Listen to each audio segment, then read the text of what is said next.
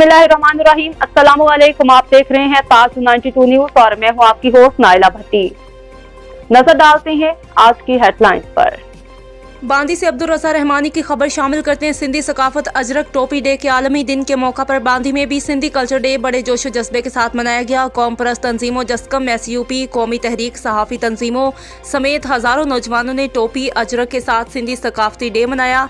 आइए मज़ीद देखते हैं और सुनते हैं कौमी परस्त तंजीमों की रहनुमाओं का क्या कहना है। जी 4 डिसंबर के ॾींहुं मल्हायो पियो वञे पूरी दुनिया में। ये असांजो हिकिड़ो सबूत आहे, हिकिड़ो सम्झो असांजो हिकिड़ो कलमो आहे, सिंधियुनि जो कल्चर असांजो कलमो आहे, पुराणी असांजी पैगाम आहे। असांजे अजरक में रंग रखियल आहिनि, उहे 3 रंग आहिनि।